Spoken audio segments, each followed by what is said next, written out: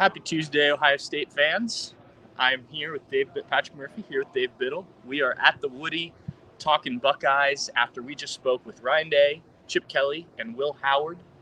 Sort of a reaction, more so than anything in this press conference, to the Week 1 game. We were just talking about things that stood out. You mentioned updates on Donovan Jackson and Cody Simon. Fill the people in.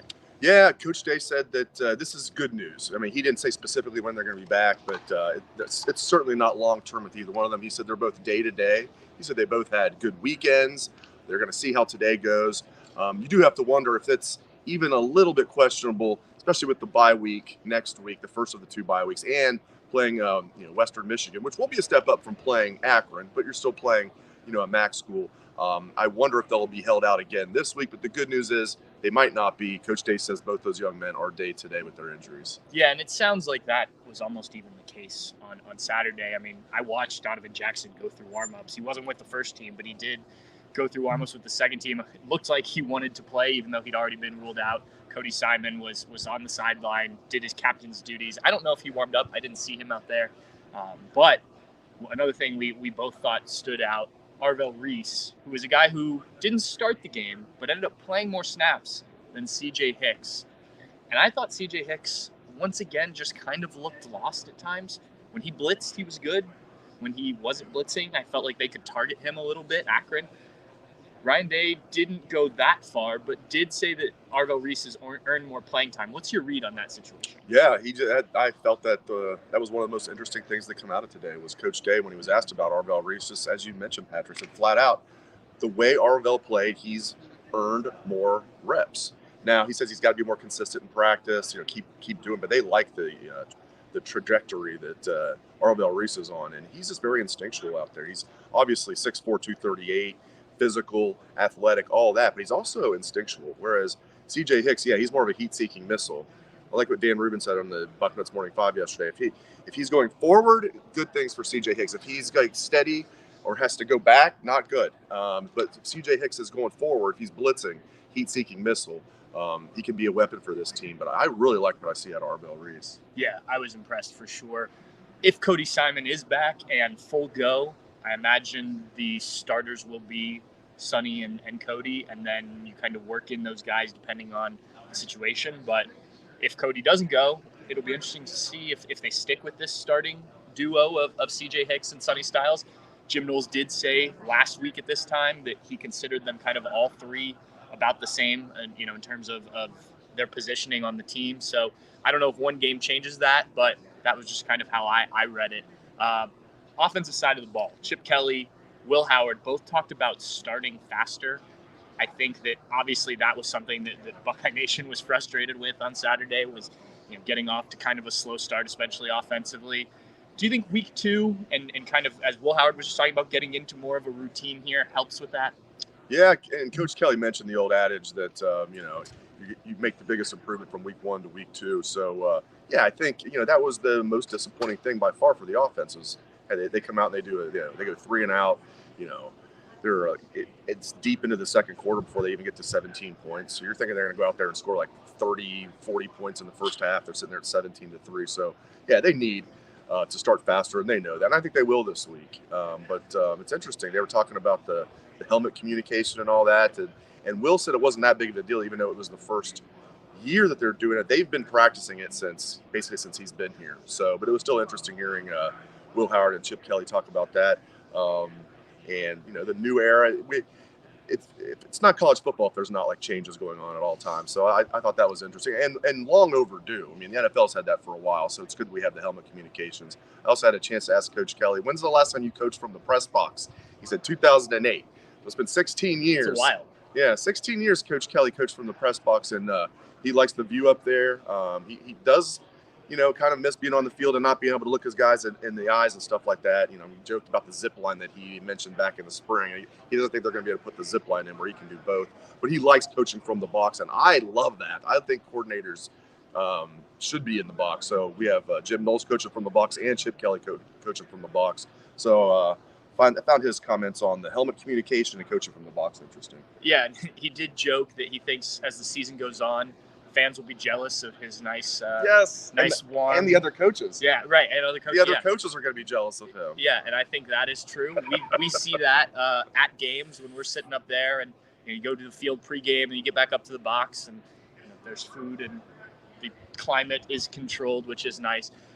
One other thing they talked about with the helmet communication, which I hadn't thought about, and I guess this is pretty standard, but Will Howard can't talk back.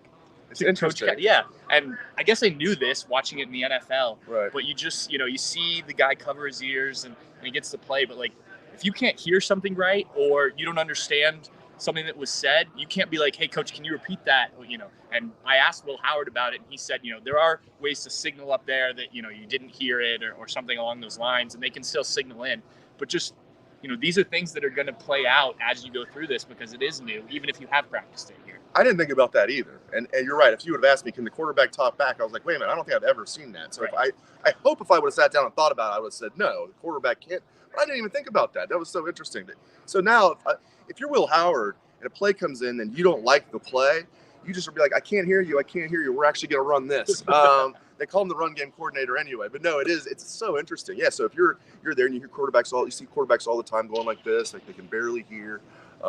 So it is interesting that the quarterback cannot talk back. Like Patrick said, they do have plan B, plan C in case that happens. And plan B and plan C might be, in all seriousness, Will Howard just making the call himself if he can't hear what's going on. Because you can, as Patrick said, they do have like can't hear.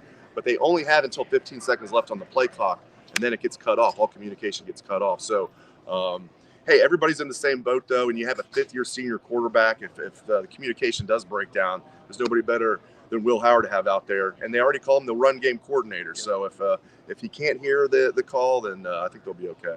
Another new thing that was talked about today in the press conference is having the iPads on the sideline. Yeah.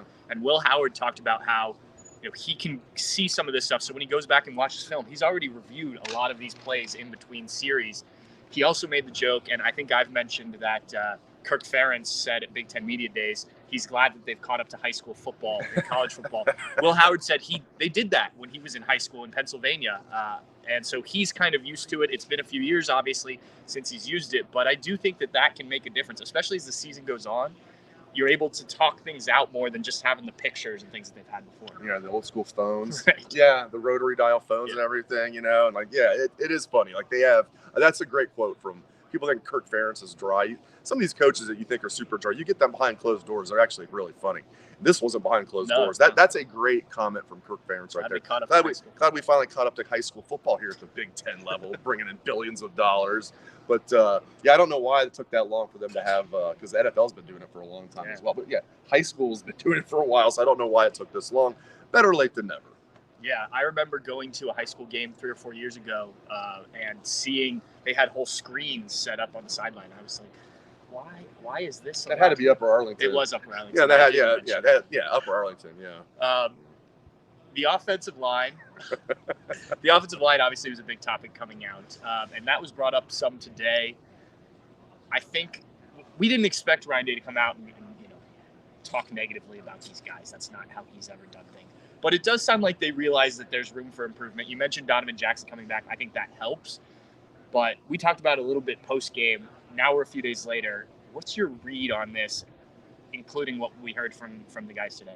Yeah, I know Akron was crashed in the box, stack in the box, and you can say, well, Akron they do have a good front seven. Okay, whatever. I mean, Ohio State, I like what they said. They know they have to get better up front. Yeah. Patrick and I can sit here and say they got to get better up front, and they do. But hearing them just own it, and yeah, I don't think Coach Day is like sounding alarms or anything, but he's like, we got to get better up front. We've got to be able to run the ball better. Chip Kelly mentioned that a few times too. He thought Quinshon Judkins actually played well. There's just sometimes he mentioned a lack of execution from the offensive line. You know what that means? Those guys are not getting the job done like we want them to. Yeah. But I think overall this offensive line is going to be good this year. It's not going to be a weakness, but they've got to get better than what they showed against Akron.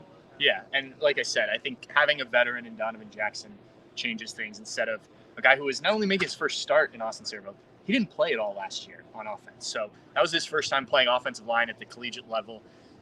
Donovan Jackson obviously has done this for 3 years now as a starter. So that's a big difference. Tegra Shabolo is making his first start.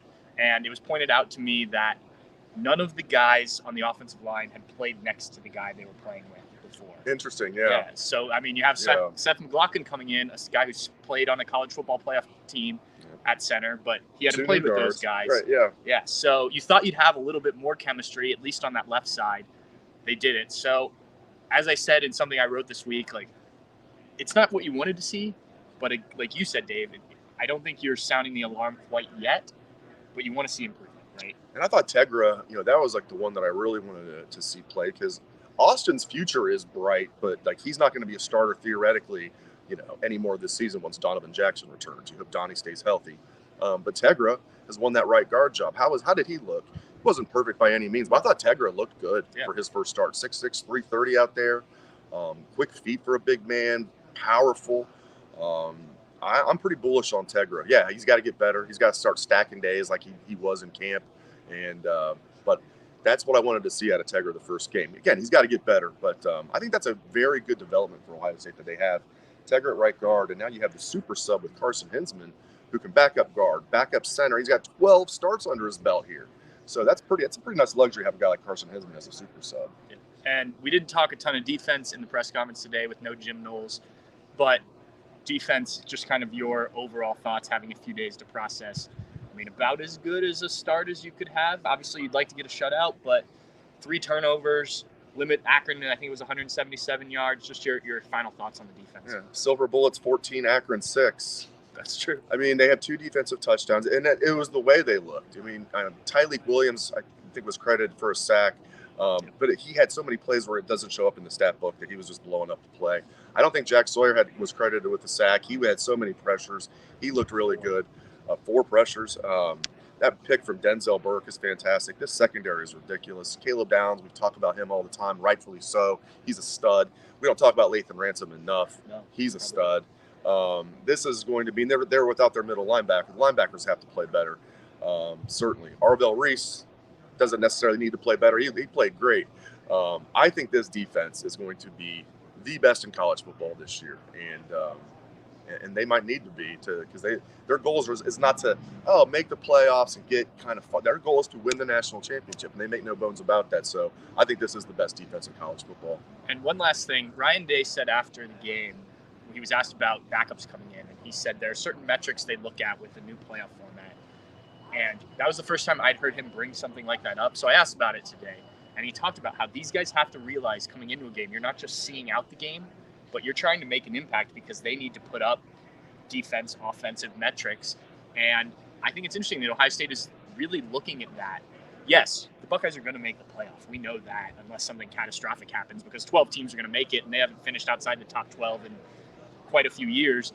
But you want to be as high as you can. You want to get that first round bye. Obviously, that means winning the conference, but you want to set yourself up for success, and that means even when the backups come in, which I thought was an interesting perspective that we hadn't heard from this staff. It really is. Yeah, it really is. Talking about style points, basically, without using that term. And that's got to be music to the ears of a lot of you. Me as well. I mean, when you're watching these games late in the fourth quarter, if it's a blowout, it's more exciting if they're actually out there. You don't want them running up the score and throwing bombs every play, but if you want them out there playing real football. They did throw one bomb. They did throw. That's okay. I think the opposing coaches get that. You just want to get your backup quarterback, get him a long throw or two. And Ryan Day is very well respected, so I don't think it's going to be a running up the score situation. But yeah, it was very interesting to hear him basically talk about how they need to pile up some style points here and there. They don't need to just go in there and run out the clock. So that's going to make hopefully fourth quarters of blowouts more interesting. Let's hope it's actually more of a blowout this week.